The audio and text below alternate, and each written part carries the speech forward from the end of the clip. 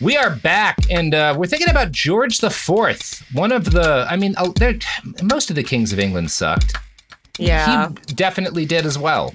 Of all the kings of England, bottom 10%, are we going to say? Where's he going on the kings of England list? He's not even that iconic, because at least Henry VIII, horrible person, but you know him. Oh, yeah, Henry VIII, king, he was your eighth old man. He was a Henry VIII, he is. As I remember from the song. Yeah, I'm trying to think of who was a good king of England. Nobody. I guess really technically, I mean, kings.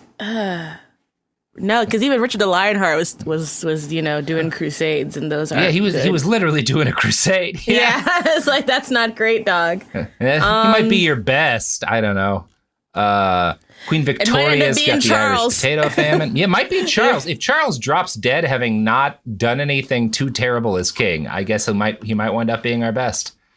5 stars. a real model of behavior for fail sons around the world, yeah. Anyway, but also proof you can always turn your girlfriend into your wife at any point. Yeah. Never give up, never surrender. You just got to believe in yourself. You got to believe in yourself and the fact that you're rich and famous. And who knows who he would be if he had gone to Eton. He didn't go. Yeah. Did not go to Eton. No.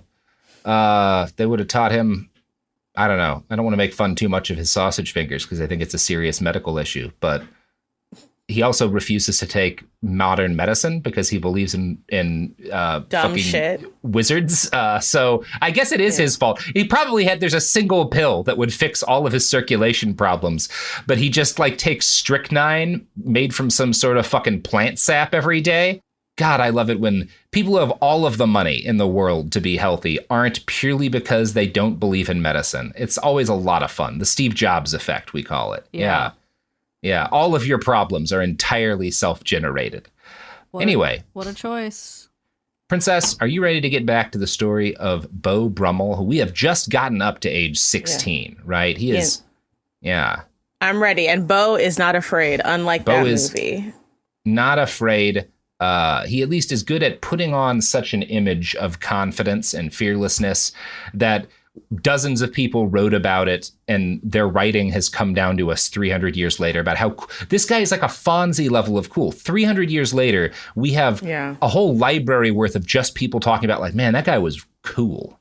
That guy was rad as shit, That guy fucks. Yeah, he definitely fucks. Henry Winkler level of fucks. And you guys think about Henry Winkler as we throw to ads.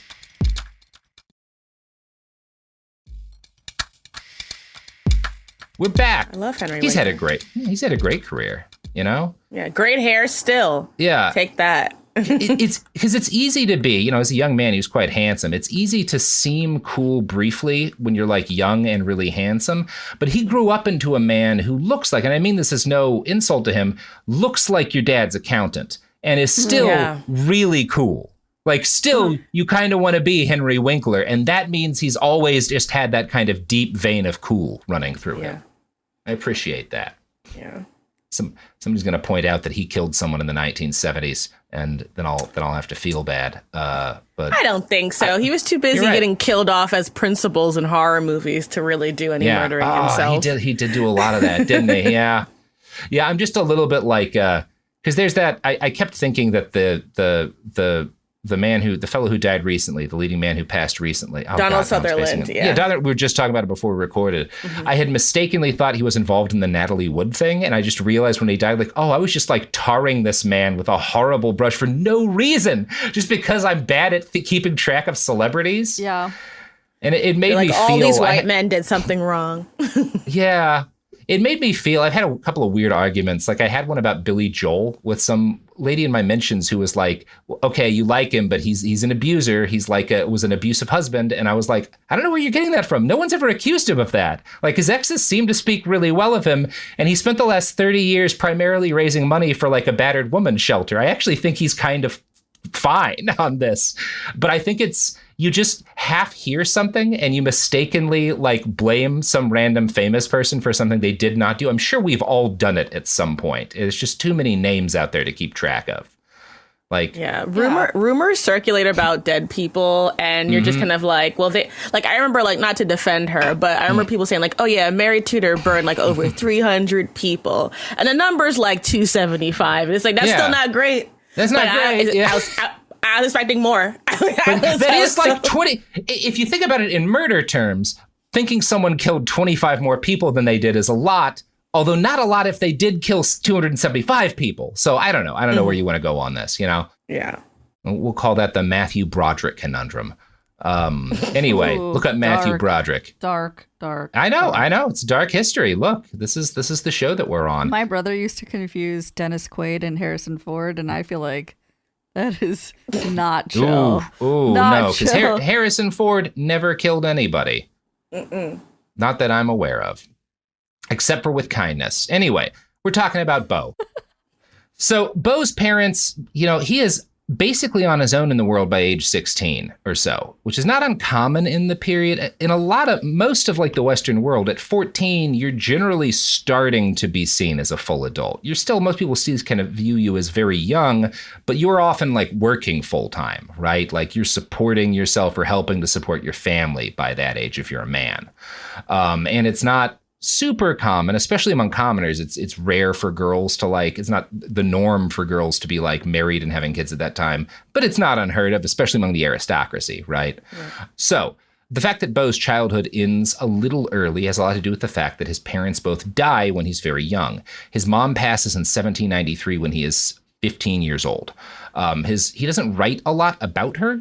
The evidence we have seems that maybe by the time he was kind of in his late teens, they were a little bit cold, and his dad is cold on him. He is the least favorite son of his family. His mom and his dad both seem to view him as kind of a fuck around because he's this like party boy. He's loved by his classmates. He has no ambition. That is kind of a thing about Beau. For someone who's as famous as he was, he never wants to do anything. He doesn't want to be in government. He doesn't want a job. He just likes having fun, and his parents seem to recognize that and are sort of disgusted with him because his dad is not entirely a self-made man, but makes a lot of money. His biographer suggests that his mom's death and his failure with Julia pushes him at this point away from the women who had been his primary influences and early friends into the world of rich young assholes like the Prince of Wales. In 1794, the next year, his father dies just as George is finishing his time at Eton. I've heard wildly divergent estimates of what his family estate is worth, right? The low end, and this is what Ian Kelly says, probably around £5 million in modern money. But also you can never get very close to accurate descriptions of what the money is worth because most people don't use money in their day-to-day life. An average like peasant or whatever, an average like person, you know, in the countryside, particularly in the countryside, if you're farming, money is not a day-to-day thing for you. Most of what you do, you accomplish, you either grow it, you pull it out of the ground, or you barter with your neighbors. Every now and then you'll get money. You even pay your taxes with like directly with the crops that you grow. People in the city use money, but even then a lot of it's on credit and scrip. And so when you're talking about these wealthy people who do have fortunes, even something like if you're saying something is like the equivalent of £1 million, just based on how we calculate stuff, it's usually really much more than that because most people don't have money most of the time, right? I've seen some estimates that the family fortune was more like $50 million. Either way, his dad leaves them a lot of money. And the custom of the time, most people would have given it all to the oldest brother, William, right? This is a period of time in which a lot of colonization is happening. A lot of colonization is driven by second and third sons, you know, who don't get any of the family money. That's losers, right? Like, yeah, you're born to be fucked with, you know? Your big brother's the one who's going to get all the money. That doesn't happen with the Brummells. Billy, their dad, is kind of a forward-thinking guy, and he splits the estate up. And to his credit, this shows you a little bit of a progressive streak in the Brummells. He has 2 sons and a daughter, and each of them gets the same share of the family money, which is rare. Yeah, nice, yeah. Depending on how you want to calculate it, George's share of this is probably between like £1.5 million to £3 million in modern money. It's a lot. It is enough that if he had wanted to live a modest life, he could have been comfortable and never worked. It's also enough that not enough to be comfortable and live like a rich person. right? Yeah. Like today, if you inherit $3 million at 16, if you invest that right, you can live comfortably forever if your tastes aren't too fancy. But if you want to live in a New York high rise, right, and where all the, like, you're going to run through $3 million pretty quick. Real quick, yeah. Yeah. It's a lot of money. It's not enough to be rich forever, right? That's the amount that he inherits. So he's not going to immediately get access to it. It comes to him in a trust, and he's going to have to beg his new guardian for any money initially that he wants to pay. And this guardian, it's like he's godfather or something. It's some friend of the family. The guardian sends the boys to Oxford initially because he's like, well, you're done at Eton. You should all go to the best school of the day. And today, I actually got to speak at Oxford a year or so ago. Very nice town, very pretty school, very My academically. brother went there for a while. Yeah. It's like one of the most respected schools you can go to. It's not really a school back then in the way we think of things. There are classes. You learn some things. Most of what you learn if you are in this social class is how to drink like a son of a bitch, right? You are again, so double drinking. Yes.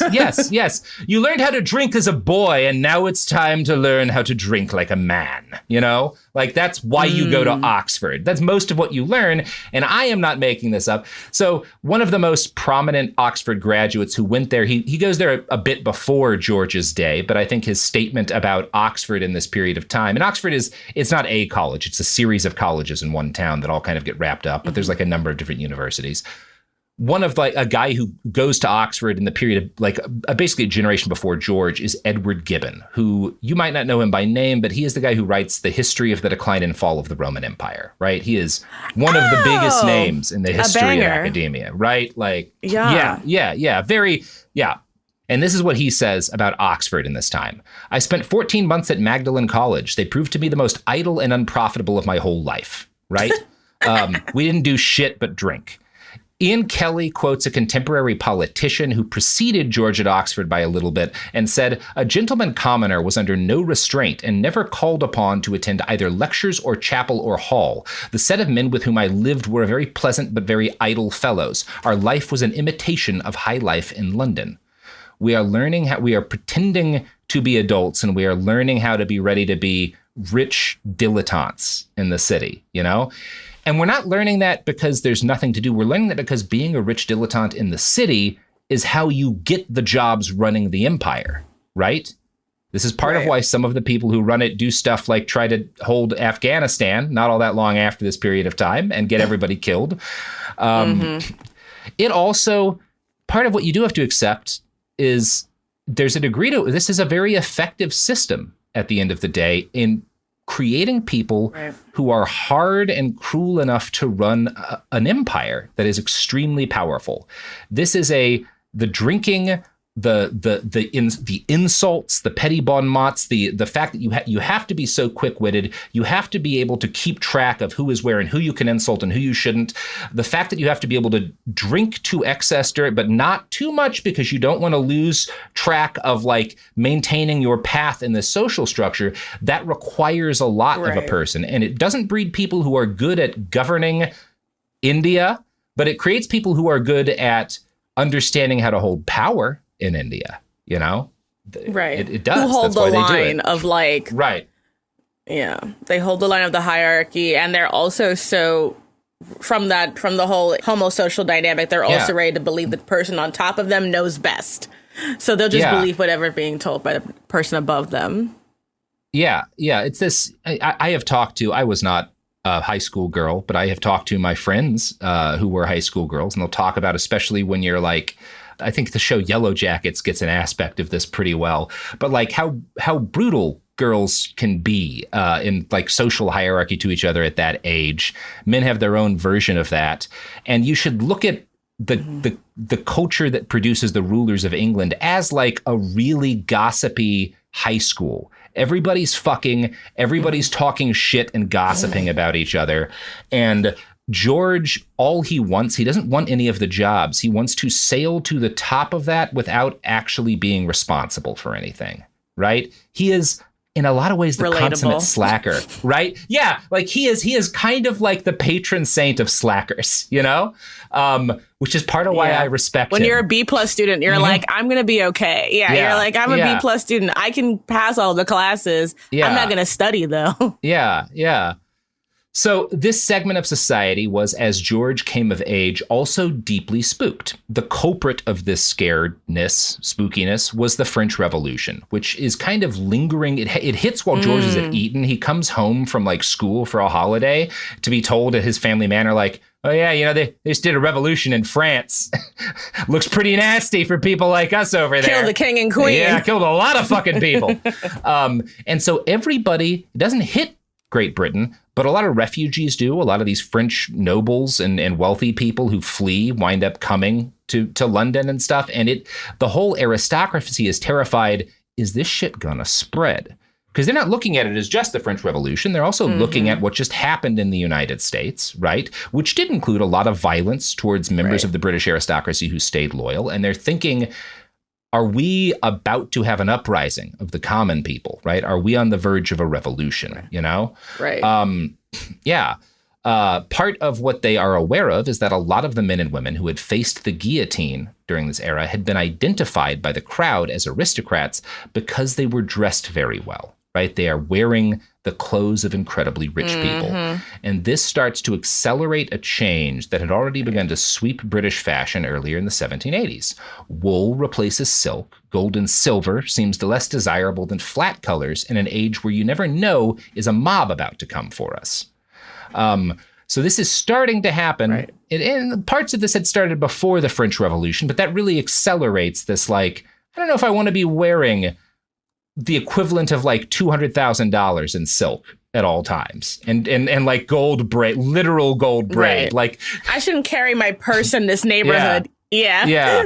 And one of the things I think that is an aspect of this, you know, we're dealing with this weird thing where you've got a chunk of people who believe that guys like Donald Trump, literal billionaires, guys like Elon Musk, are basically working class because they seem common and coarse in a way that, like, well, he's saying what I feel like, so maybe he's not one of like the ruling class, and they are. Right. But part of what lets people get away with this is that suits are a thing that rich people wear, but also a lot of people wear. I would say 99% of people I have seen wearing tailored suits were not wealthy.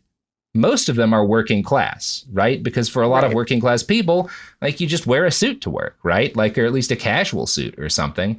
Right. And that has allowed, I think, as opposed to in this kind of pre-Regency period, early Regency period, if you see a rich person, you immediately know by their dress that they're rich, right? Right.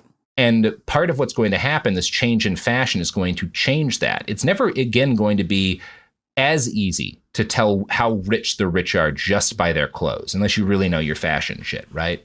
Right. It's kind of like how, like, when the Silicon Valley tech bros came up and they were wearing like sweatpants and just really casual, like athleisure, but very expensive watches. And so like accessories became the new indicator of stuff, not necessarily the clothes you were wearing. Right. Yeah. And it's part because, like, those are a little easier to take off. They're a little less immediately obvious, you know.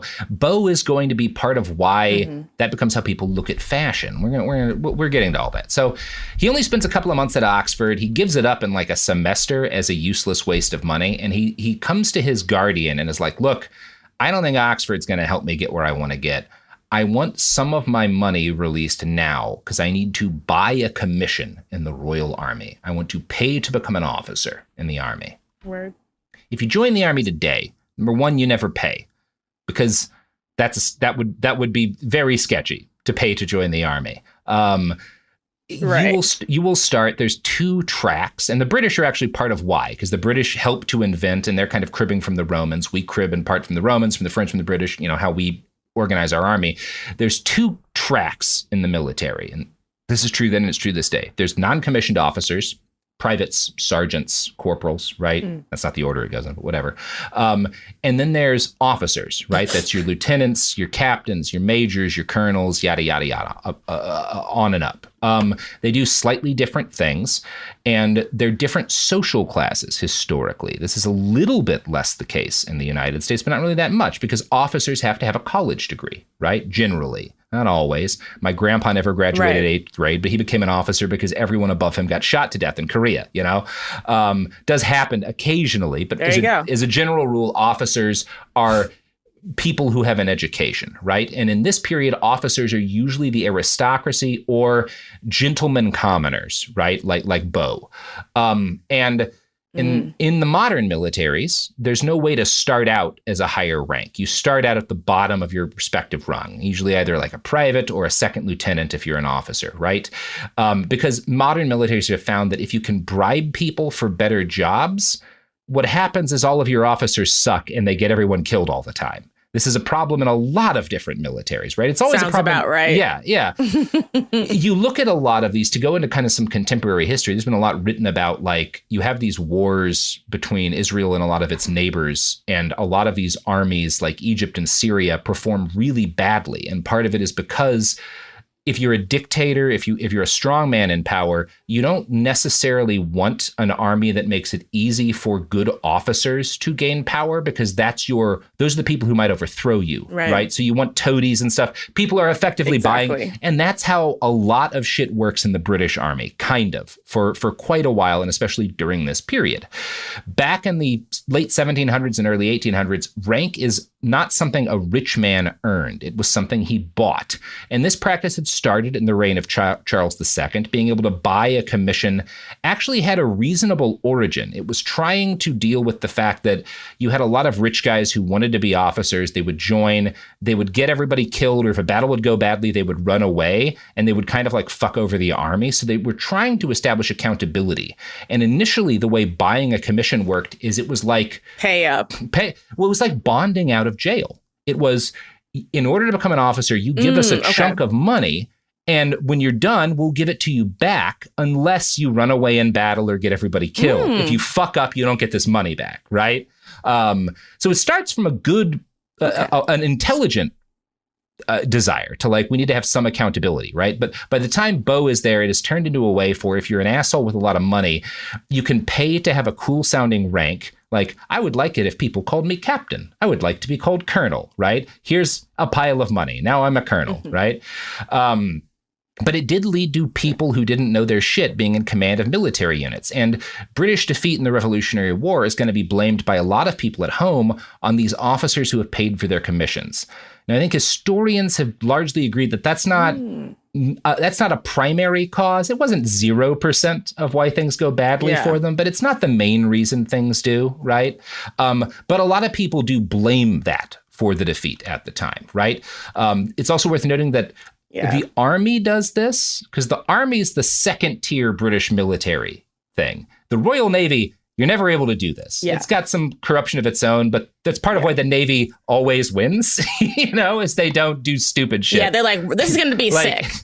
We don't have we have no flex with the Navy. The Navy's going to look at us and everyone we're picking fights with, right?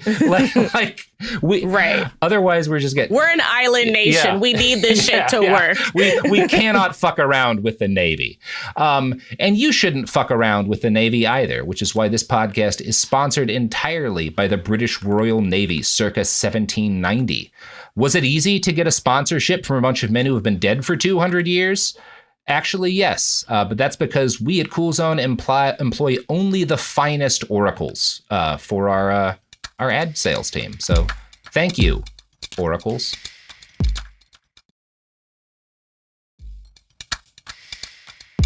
We're back. Princess, is there a dead person you'd like our oracles to get you in contact with? Oh, man, yes. Please, I want to talk to Captain of Aragon. Oh, hell yeah. Just for like 5 minutes. Yeah. I have questions. Yeah. I got a couple of those. Honestly, it's not a person for me, but I would like to let Hitler's dog know that we don't blame him. That's good. Yeah.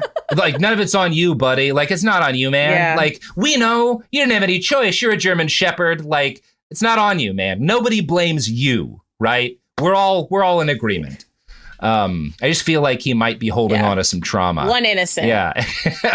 The only person in that bunker who didn't deserve what happened to him.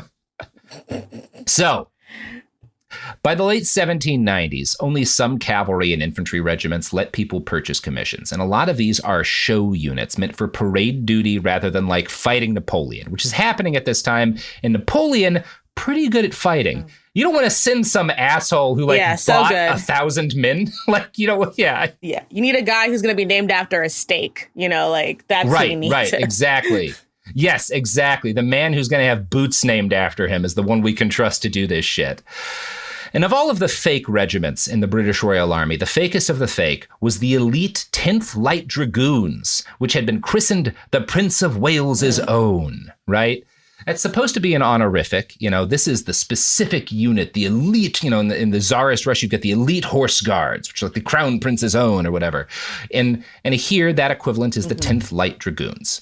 Now, the Prince of Wales at this point is George Augustus Frederick. Born in 1762, he is in his early 30s when 16-year-old George Brummell pays to join his unit. Now, in the future, he is going to be King George IV, one of the of all of the dog shit King's Kingdom has ever had, near the bottom of the pile.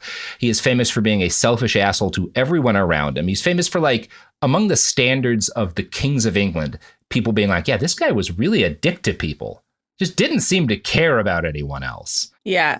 Especially his wife, horrible marriage. Yeah, when their daughter died, he was like, "You're not coming to the funeral." Well, yeah, and his wife, Queen Charlotte, Princess Charlotte, doesn't like George, but George actually feels sorry for her because he sees how she's treated. He is there for the wedding. We're getting to this.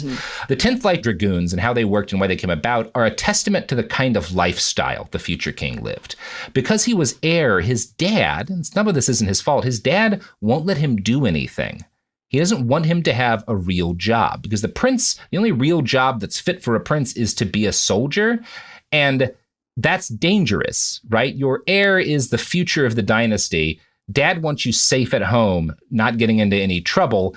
And so you can't actually learn to be good at anything. There's nothing for you. And so the prince, he grows past his 20s into his 30s. The only thing, his wife will say, the only thing he was ever good at was fashion. He knew fabric. He knew good cuts of clothing.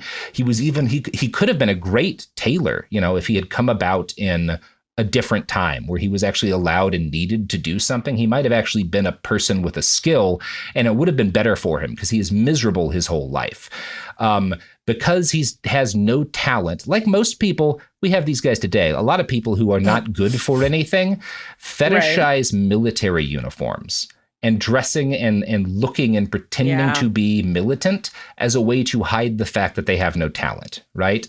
He's like one of these guys who marches around city streets in fucking soldier getup and whatnot, waving a flag or whatever. Like he has a lot of that in him. Yeah, fucking LARPers, military LARPers. Yes. Yeah, he is a LARPer and he is deeply insecure about it.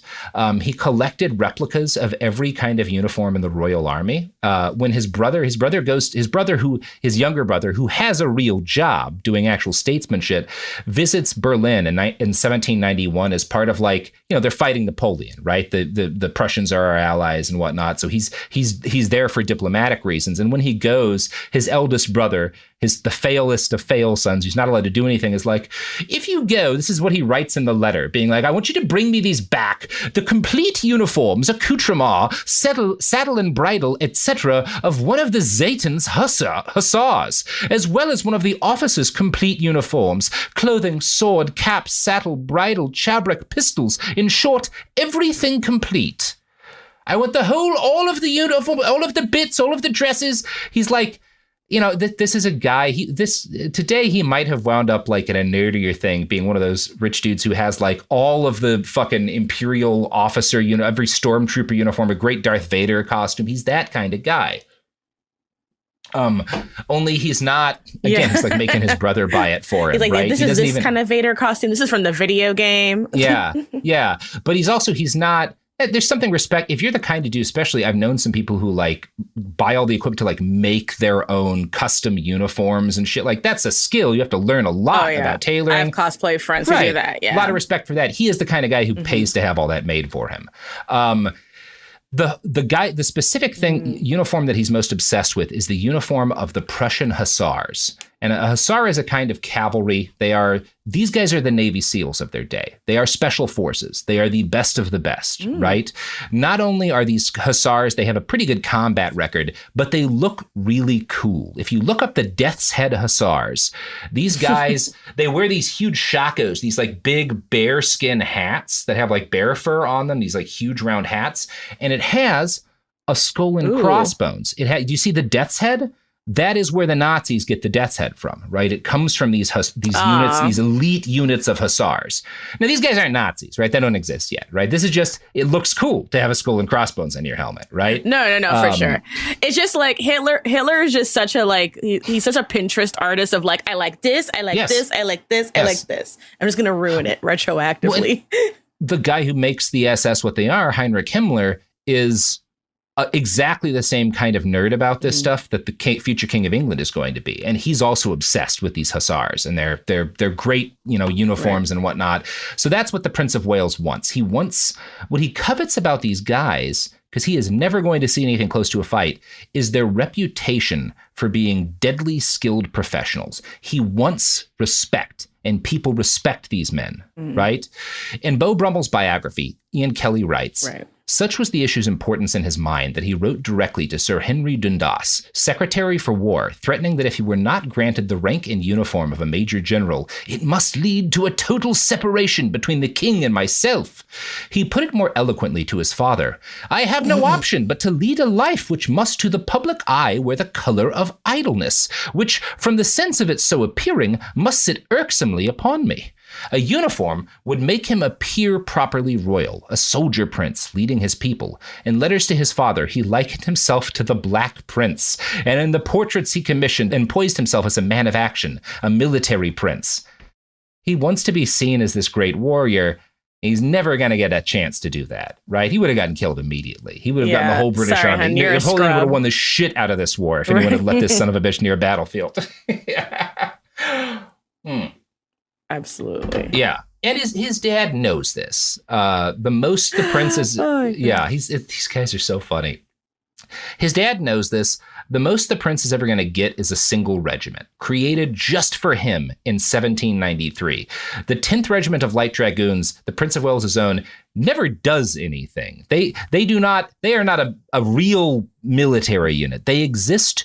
This is, today, people who have this desire and a little bit more inside themselves, if they've got some money, they just start playing Warhammer, right? But this is his equivalent of playing one of these like toy soldier games, right? Instead of, he doesn't have to buy models and build and paint them. He just gets a body of men. He designs their uniform from the ground up. He is kind of like painting these guys. You want some men, sweetie? He's like, yeah, give him some men we don't need. Let him dress them up however he wants. He can march them around on a field and pretend he's a general. Now, to give you an idea of like how little his father trusts him, he gets this unit gets made early on in like, I think in 1793. He doesn't get, or in 1783 or something like that, but he doesn't get command of it until 1793 when war with France starts. So at first, other people are running this because his dad doesn't even trust him to run a fake unit designed for him to like look fancy in. But when war with France starts, they're like, we're going to need to get a lot of soldiers. Right. And if we show the Prince Regent trotting around with his fake army, it might make the royalty look like we're more invested in this fight. And maybe more commoners will join up to die for us, right? So he makes his son, he gives him proper command of the unit in 1793, but he backdates his rank to 1782. He like retcons his son being a colonel in the army. So he's not the most junior officer. Because you can't have that, right? Yeah. Right. That would be embarrassing. Yeah. Now, the king does make it clear to everyone involved in running the military, under no circumstances will my son ever leave the country. We are not using him or this unit for anything. So the prince's only job is to design the uniforms, which are the most elaborate and expensive military outfits in all of Europe. George Brummell joins the 10th for two reasons. First off, the guy who stole his first girlfriend had been their old colonel. And second, it's a way to get close to the prince. Social and professional advancement in Regency England is tied entirely to who you know. And the prince is basically the best man to know.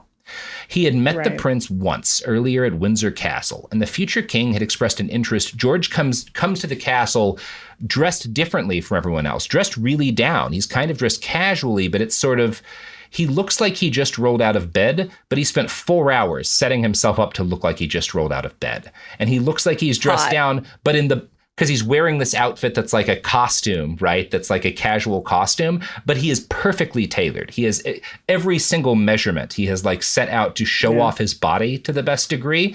And the king is like, oh, dude, you look fucking dope. Sick. Or the prince is, yeah.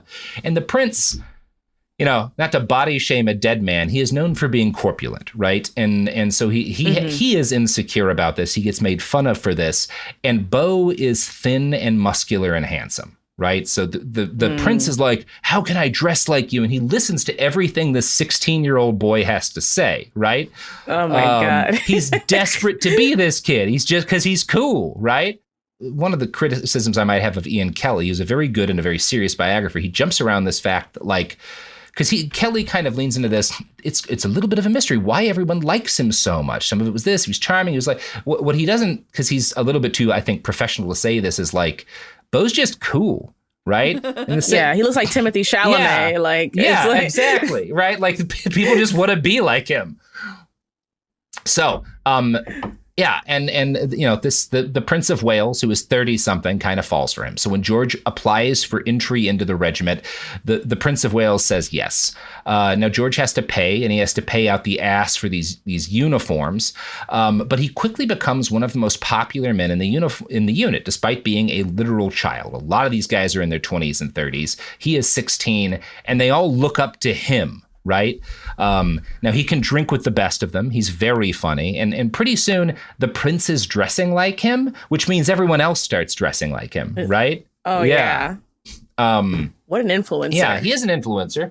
And to be fair, the prince is not bad at fashion. And the tenth's elaborate uniform has an influence on George and is going to play a part in the creation of the modern suit. The cavalry officers, like all cavalry officers, wear these skin-tight breeches. Theirs are made of wool, and they're so thin that the wearer almost looks naked, or because it's a pale kind of whitish blue color. A lot of times, you look like a marble statue, like these ancient Greek statues, nice. Right? That everybody worships, right? English riding breeches had become popular by this point in post-revolutionary France because they're athleisure, right? They're almost like, they're a little more like blue jeans. A lot of people see them as, right? They're egalitarian, you know? Right. But these were the most popular riding breeches, and the riding breeches Beau wears before he joins this unit are usually knee high because you're wearing them with cavalry boots, which go up very high. The 10th, because the prince likes them, their breeches go down low enough that you can actually wear them with regular shoes. They're close to trousers. Right? Modern slacks, you know, in a lot of ways, other than how tight they are. George Brummell appreciates these pants, right? And he's going to kind of he's going to integrate them into his uniform. And the pants that he starts wearing when he's in the 10th are seen by people as like one of the precursors to modern slacks. George Brummell appreciated these pants, but the rest of the uniform he considered a pain because it was so intricate and expensive. It cost about £350 to buy your own uniform. And damn. Yeah, right? That's not cheap today, but a housekeeper back then makes $15 a year. And you're already paying to play because like you already put up money to be here in the first place. Now I have to go buy extra. Yeah, it's just a disaster. Like a footman is making £17 a year. A French chef, who, you know, they live pretty well, is making £60. So this is a crazy amount of money to spend on your outfit. Yeah. Even for a rich kid. Now, the primary occupation of the prince's own hussars, because they're not allowed to fight, is alcoholism. They did do some drills and war games, but those are mostly, you spend the day riding around doing a war game, and then you spend several days drunk off your ass. And Beau is like, I've been training my whole life for this. Like literally all that personal training finally. I have been the kind of alcoholic that doesn't exist on the planet anymore since age 13. I'm ready, coach. Put my ass in. And they have a lot of terms for this. Like they'll call certain songs like 2-bottle songs and 3-bottle songs, where like you can sing this kind of song when you've had 2 bottles of wine. This kind of song you're going to need 3 bottles for, right? And there's also a term like a 3-bottle man, a man who can easily put away 3 bottles of wine in the night and like still keep his head about him, be ready the next day to go ride around and do whatever kind of bullshit, right?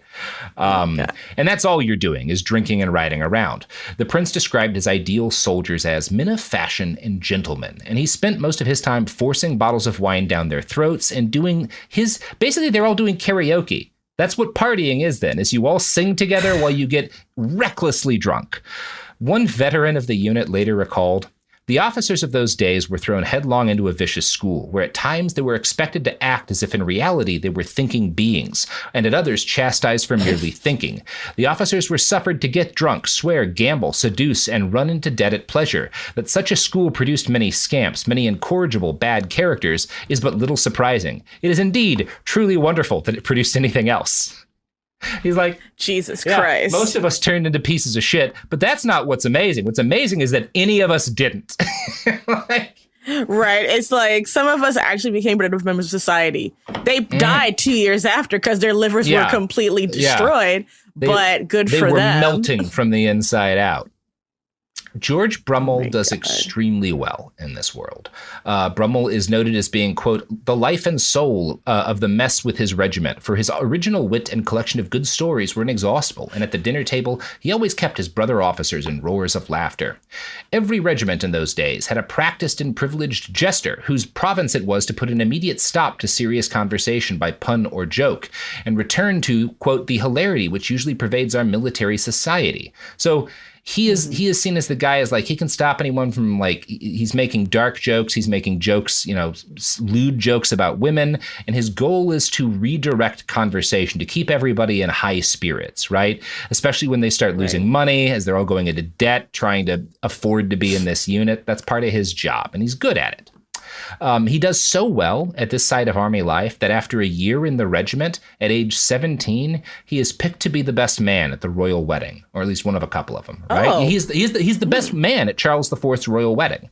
That's crazy. Now, the wedding itself is a disaster. The prince and the princess know each other from paintings.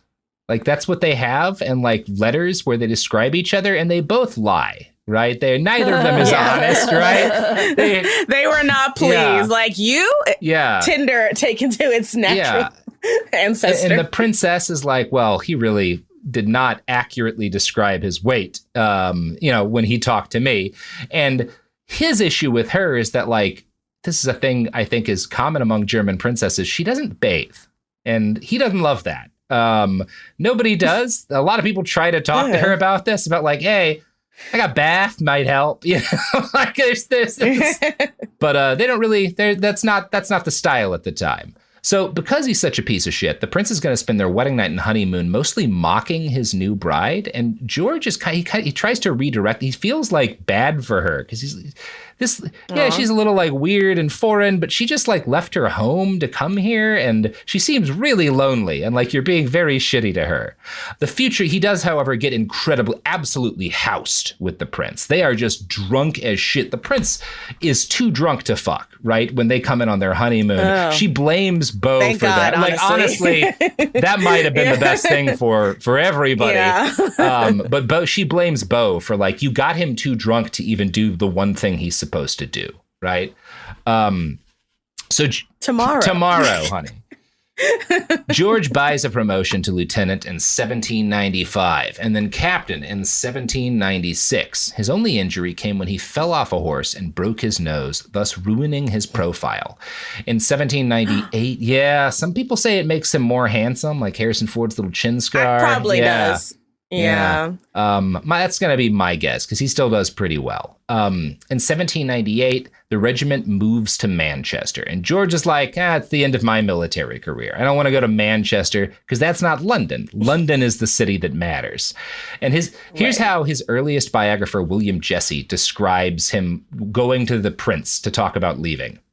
Why, the fact is, Your Royal Highness, I have heard that we are ordered to Manchester. Now, you must be aware how disagreeable this would be to me. I really could not go. Think, Your Royal Highness, Manchester. Besides, you would not be there. I have therefore, with Your Royal Highness's permission, determined to sell out. Like, why would I go there? You're not there. What kind of a place is it without you? Babe, it's you and me, bro. And the prince is like, well, yeah, of course. I don't want to be not around you. And so, without you, yeah.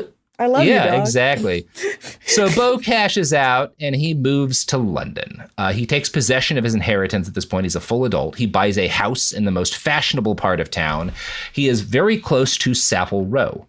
You may have heard of Savile Row. It's generally broadly, it's like where you get your nicest tailored suits today. Beau is going to make Savile Row Savile Row. He is where that starts, because that's where he goes and a lot of his tailors are, right? He starts buying clothes. He starts building relationships with a bunch of different tailors. One of his things is he will talk shit about people who are like, oh, you go to the same tailor for your waistcoat and your jacket. There's no good vest man who's a good jacket man. Like, you bought your hat and shoes from the same tailor. Oh, okay. They look like it. Yeah. Those look like the hats of a like shoe man. Mm-hmm. Oh my God, like those Muppets who are like, look at them. Oh. Like, he is, just totally a troll. That's exactly what he's doing. So he picks a different guy for each thing, and he designs a series of suits for himself. They are based off of the stripped down suit that he had started wearing at Eton. A little bit, he takes the breeches kind of from his uniform in the 10th, and this becomes the prototype of the Western suit. This is where it has its origin point. Beau finalizes his sartorial experiments just as fashion in England is hitting a turning point. The term dandy had first entered the lexicon in 1780, and it means basically a person who is obsessed with fashion, kind of, right? Beau is going to be the man. He doesn't originate that term, but he defines it. When people write about dandies in this period, most of them are writing about Beau, right? Most of his contemporaries see him as the first of the dandies. In 1795, the prime minister had introduced a new tax on wig powder. This is as part of the war against Napoleon, and it accelerated the demise of the old style of fashion, which had been on its way out since the French Revolution, at least. Beau is going to be one of the first people, and a lot of the prince and a lot of other people follow him, who stops wearing a wig. And he kind of does, if you look at the way Napoleon looked, that kind of almost Greek statue hairstyle, that's how Beau wears his hair. And it's how everybody starts to wear their hair. An improvement, because I've seen those other hairstyles. They're not it. It's a step forward. We can agree on that. In National Geographic, Ignacio Peiro writes, the growth of a new British style, one that embraced simplicity, structure, and understatement with monochrome and military fabrics, abandoned such pre-revolutionary fashions. Psychologist John Carl Flugel later dubbed this gradual process of simplification in men's dress as the great masculine renunciation, whereby men's fashion became inspired by social equality. It turned its back on extravagance, and excessive grooming became regarded as a feminine trait. Right? And that's weird because, in part, Beau is going to advocate much more grooming than had been common. I was going to say, he loves to groom. He loves to groom, but his kind of grooming is, you should be clean. You should wear good clothing. You should have good skin. And as a result, you won't need to wear cosmetics as much. So people see it as less grooming, because he's saying, no, you should actually take care of your body rather than getting obsessed with all the ways to hide the fact that you're filthy and gross, That's the kind of fashionista he is. Now, a lot of these changes in style had started before Beau and would have happened without him. He doesn't kill the old style of fashion entirely on its own, but it dies as he comes into his own as like a popular man in high society.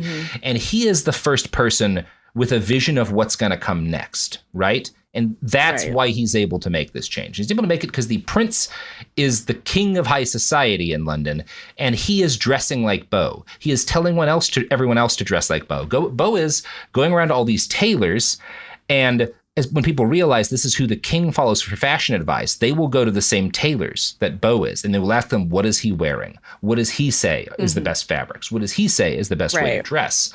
And part of why he gets credit for inventing the suit is he doesn't have one tailor. There's not one guy who makes an outfit that he wears, because he picks all these tailors.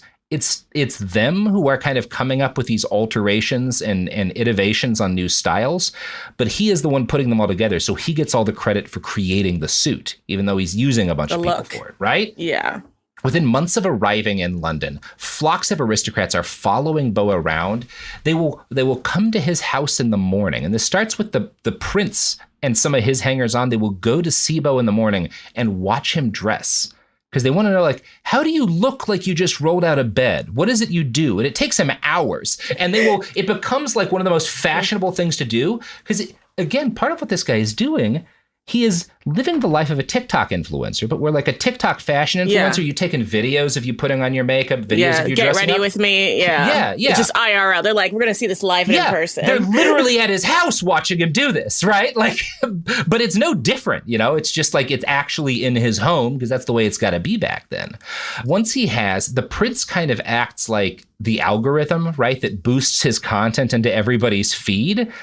Once he's got everyone's attention because of the Prince, he keeps it because he understands how fame works. He understands how to keep his name on everybody's lip, and he does it very intentionally.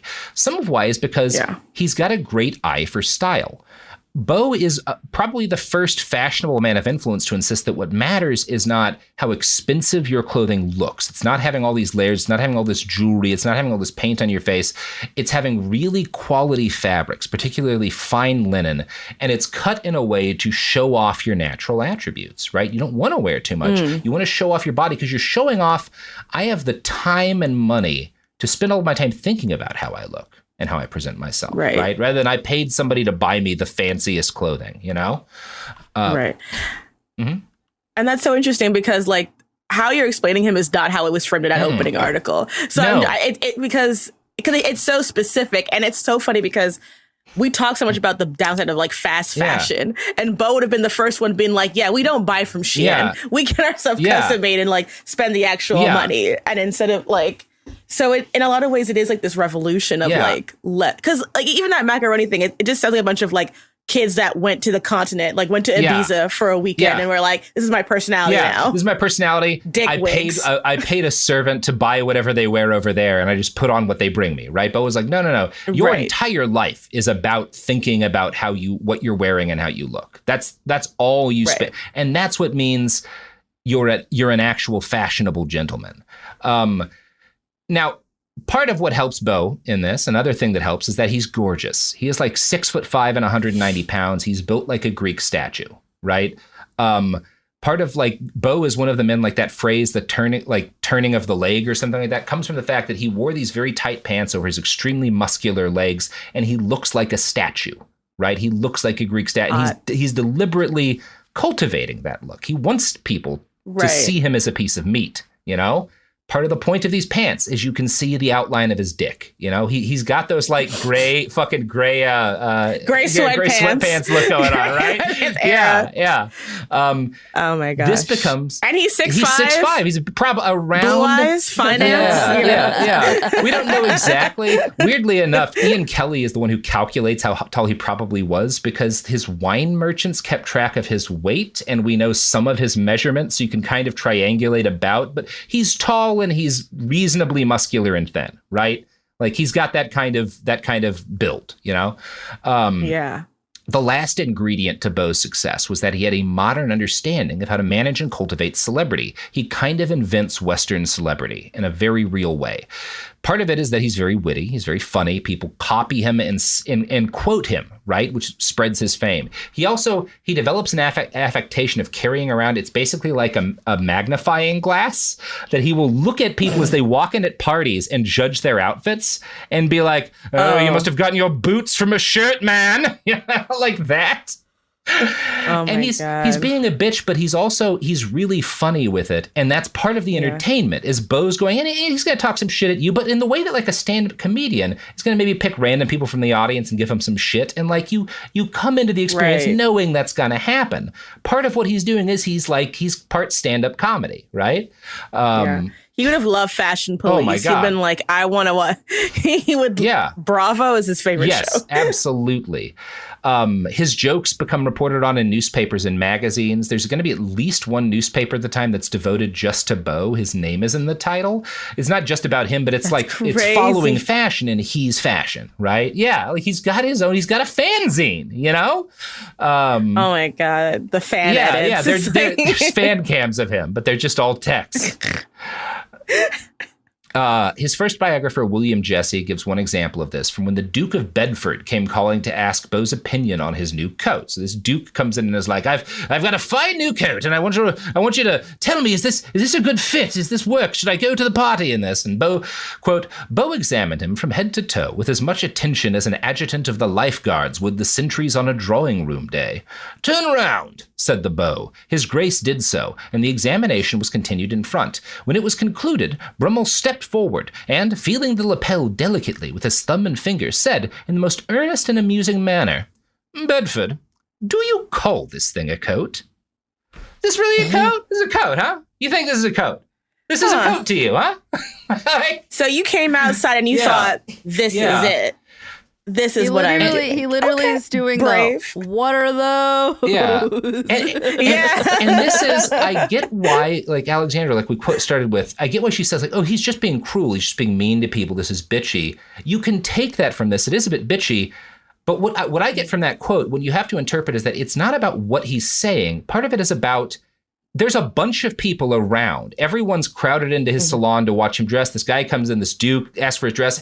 And Beau he's putting on a show. He's pantomime. He's going up to him with a spyglass and looking around. People are not just laughing at the Duke, who's getting a little bit of shit talked about his fashion sense. They're laughing at Beau being this parody of himself. This really obsessive, like ridiculous fashion. Like that's part of the joke. The joke is on him. And that's why no one ever gets too angry at Beau, because part of it is that like, he's funny, you know? Like he's and this is what he knows how to do. Like this is how he's always diffused situations. Like I'm just gonna be funny and cute, and that's gonna carry me throughout life. So far, so good. And it's you know what's happening. I'm gonna talk shit about you. I'm also gonna like make a little fun of myself, and by taking the piss out of both of us, we can all relax a little. I made a joke about the prince. I made a joke about the Duke. I made a joke about me. Everybody can kind of be okay now, right? Like we're all a little bit in a more casual air now. So. Beau is, interesting fella. He leans into the absurdity of his reputation for incredible excess, usually by lying. He spreads myths about himself. He starts telling everyone, they ask him, wow, you have the shiniest, the blackest boots. How do you black your boots? And he's like, oh, I only shine them with fine champagne. I use champagne to shine my boots. Champagne is not a great way to shine your boots. This is a lie. He's poking fun at his image. He's like, obviously, I, the Beau, I wax my boots with fine champagne, of course, you know? And people know this is a bit, right? In modern era, a lot of people are like, wow, this guy was like such a wasteful rich asshole. He's whacked. No. People at the time know he's fucking around, right? He claims, because it's, again, a sign of wealth to be able to eat meat for every meal. He claims he doesn't even eat vegetables. When one highborn lady at a party is like, do you really not eat vegetables? He's like, well, madam, once I ate a pea. You know, I had a single pea once, right? Again, he's fucking around, you know? Oh my God. I could just see, like, if he had, thank God he didn't have a microphone because his podcast would be so hot in the streets. Oh my God. This guy, he would have been a great podcaster. Yeah. Yeah.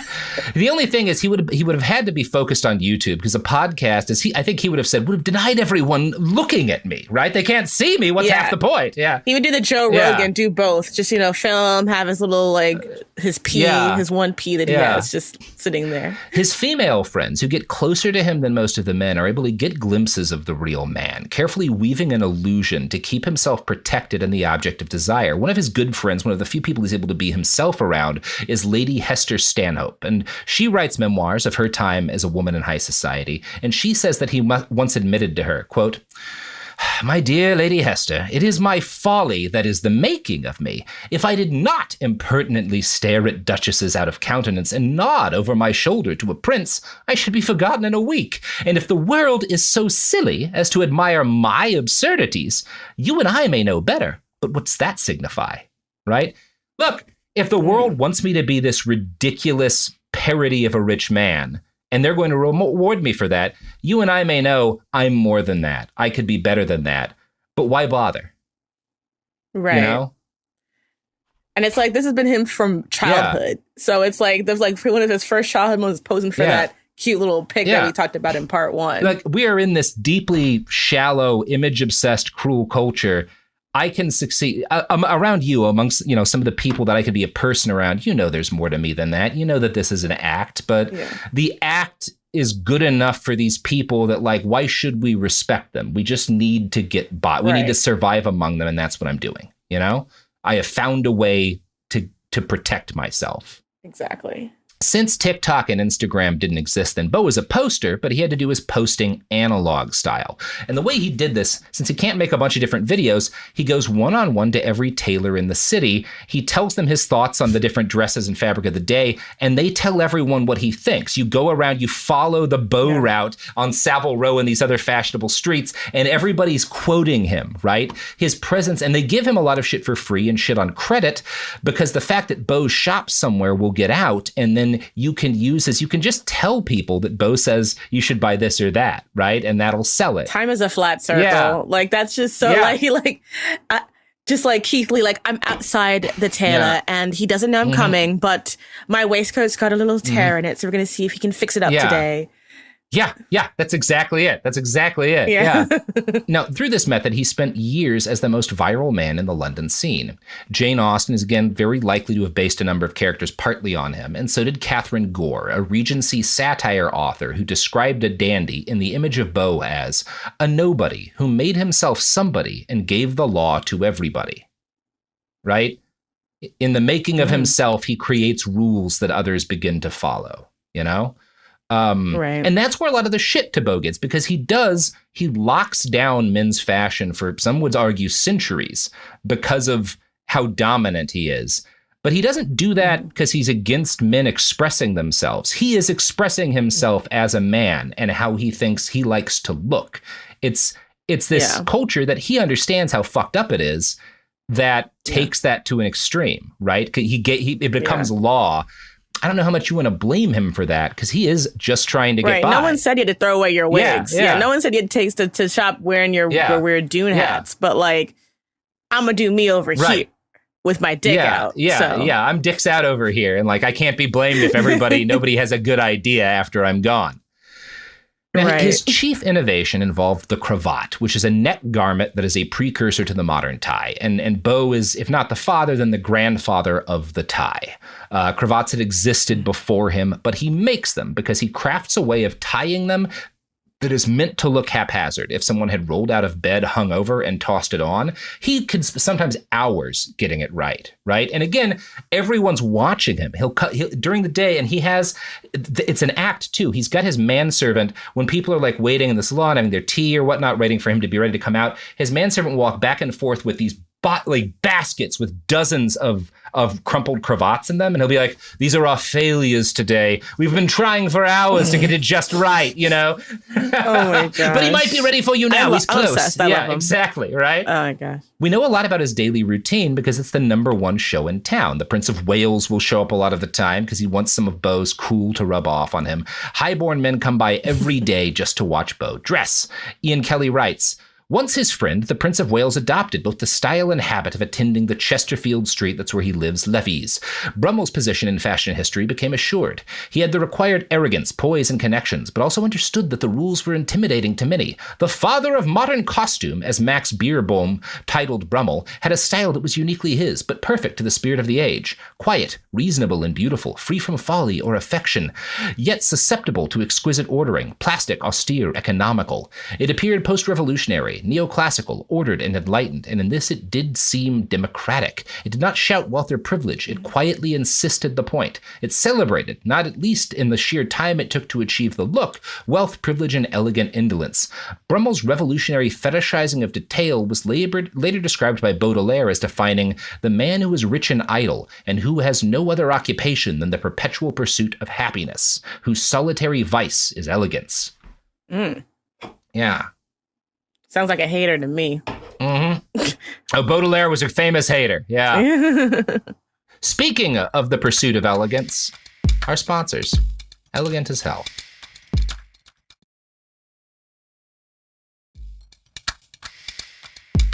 We're back.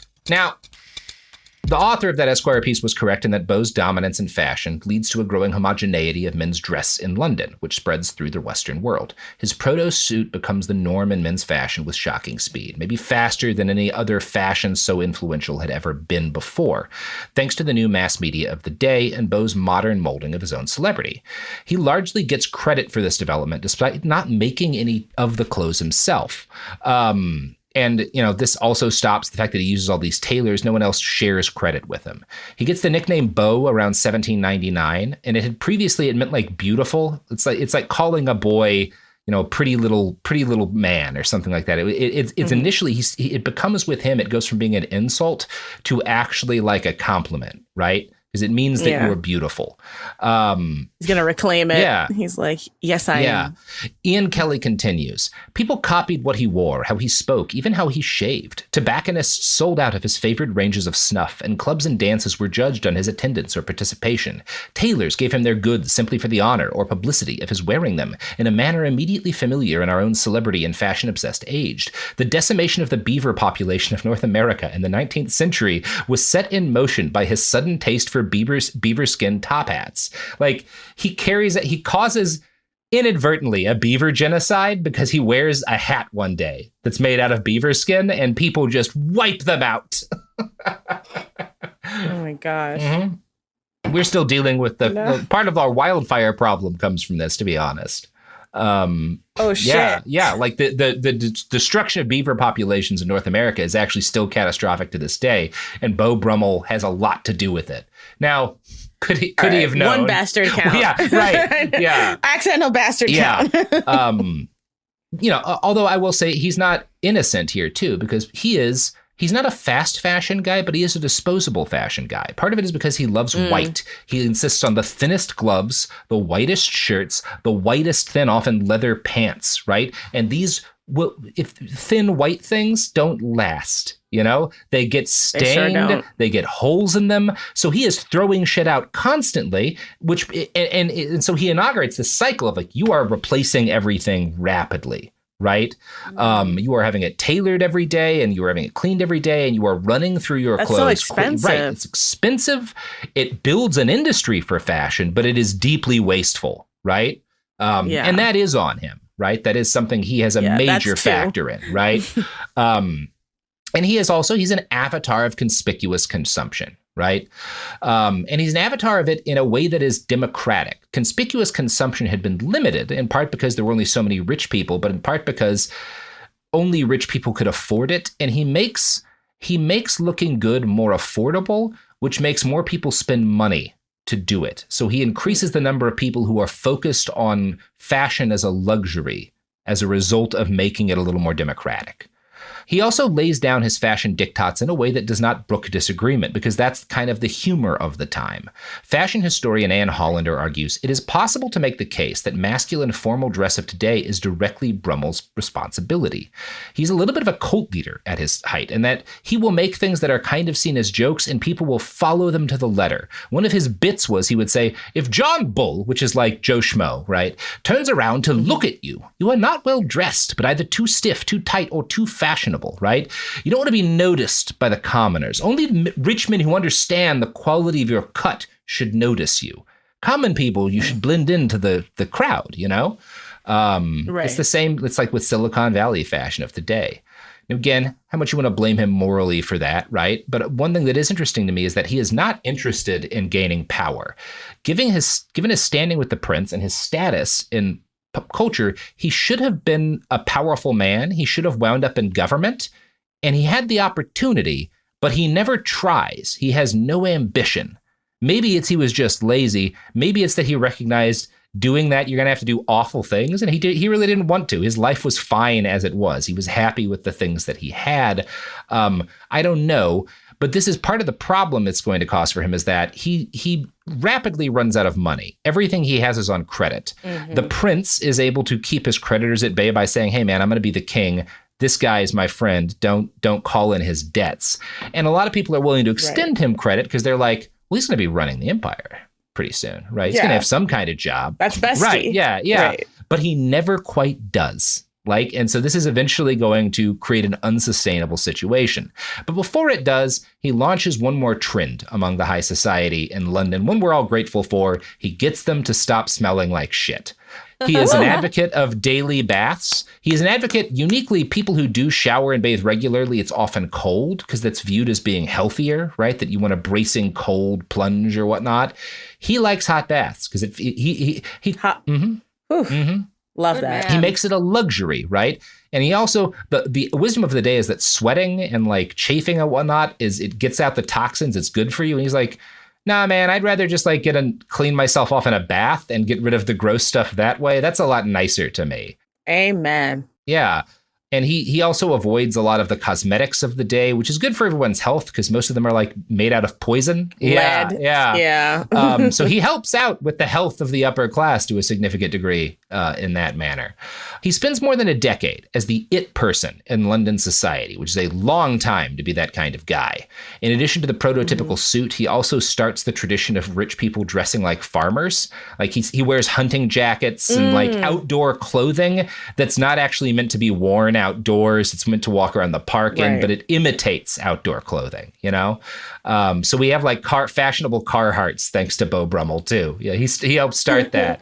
His downfall comes in part due to his refusal to get a real job. While Beau pioneers modern celebrity, he doesn't know how to you can't make money off it. There's no there's no like Patreon, right? Monetization, Right. yeah. And he gets some stuff for free and on credit, but nobody's like paying you to advertise really at this point. And he's also gambling, starting in his late 20s and early 30s, which quickly fucks him over, you know? Now, all this might have been survivable if he had stayed in the king's good graces, but Beau nursed a contempt for the prince. He never thinks he's a good man. He doesn't like the way he treats his wife. He doesn't like the way he treats anyone, and he loves making fun of him. This story's probably not true, but it gives you a hint of the kind of shit he would talk about the prince. There's a story, they're all hungover. He's at the palace one day with the prince, and he keeps being like, hey, Princey, go fetch me some champagne. Go get me some champagne, king, future king. Pick me up a fucking bottle. Get your manservant to bring me a bottle, and gets like kicked out. That probably didn't literally happen, but stuff like it did, because we have a lot of stories about them having fights. And it's often because Beau, he's usually good at taking the piss out of people and not making them angry, but the prince is really fragile and doesn't sometimes Beau goes too far for him.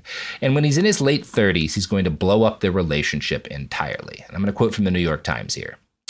A version of the story goes that one afternoon, after another of Brummell's and the heir to the throne's frequent fallouts, he bumped into the prince while strolling with his fellow dandy, Lord Alvanley. When the prince warmly acknowledged Alvanley but ignored him, Brummell is said to have coolly inquired, "Alvanley, who's your fat friend?" The prince never spoke to him again. Yeah, that's gonna fuck you, buddy. That's not nice, Beau. Yeah. And like, I don't got much sympathy for the prince here, but you're not gonna keep his friendship there. He is never gonna forgive this. Yeah, he's sensitive about his shit, you know. And he originates another great phrase during this, because people are like, when the prince drops him, people are like, are you worried that you're going to like fall out of your standing in society? And Brummell says, I made him what he is. I can unmake him. Oh. Yeah. He's that guy. Guy. Unfortunately, he has gone a little too far here. Some of it may be he is in his 30s.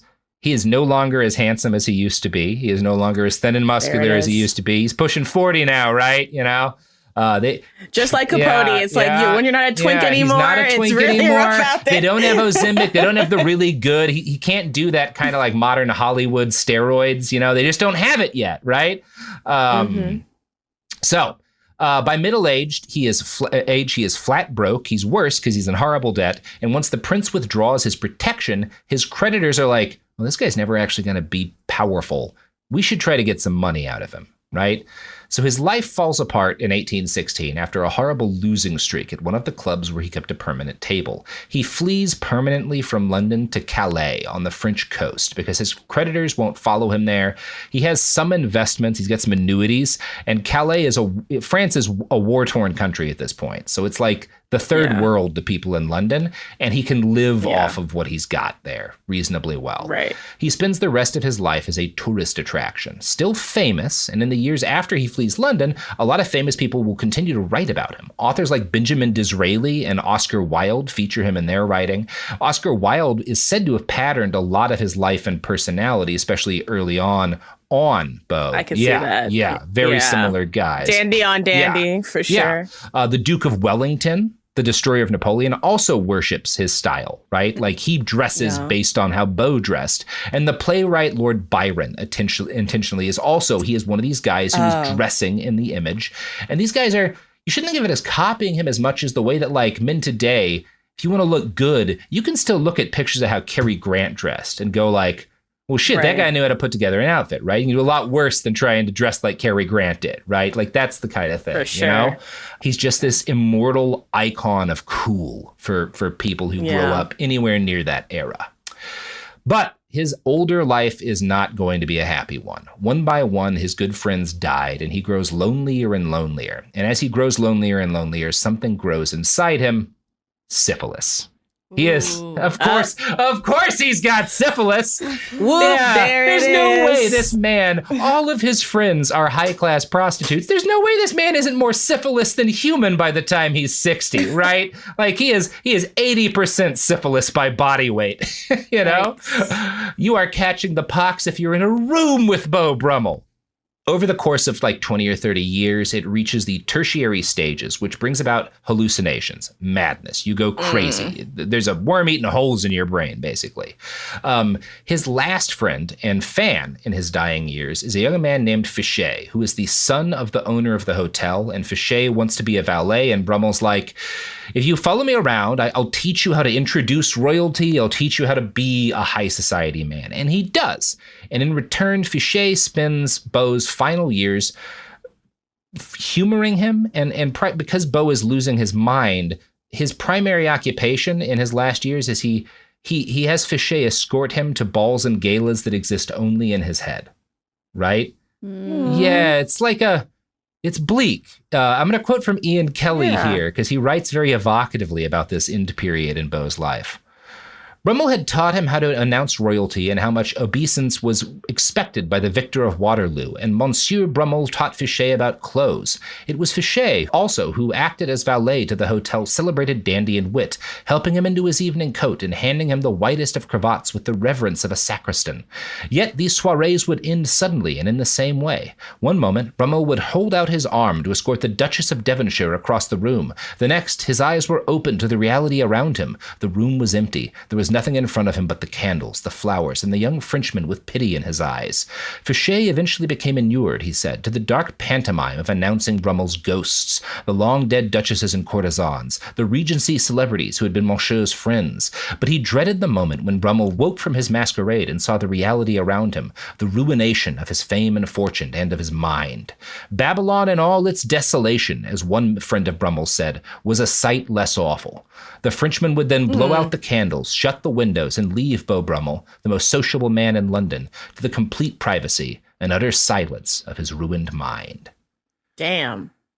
Yeah. That's so sad. That's a fucking storybook ending, like a sad one, but wow, what an ending, right? That's so gangster. But like, now that I know about him, I'm like, I just watched Bridgerton the other day. Like, that's all his fashion. Yes. Like, he did that shit. He is the making. One thing I've read in that Jane Austen Society article is that in the Regency era, Beau Brummell created the style and Jane Austen created the substance, right? And I think there's a lot to that. Yeah. People who are Regency nerds say that, and I'm not, so who am I to argue with them?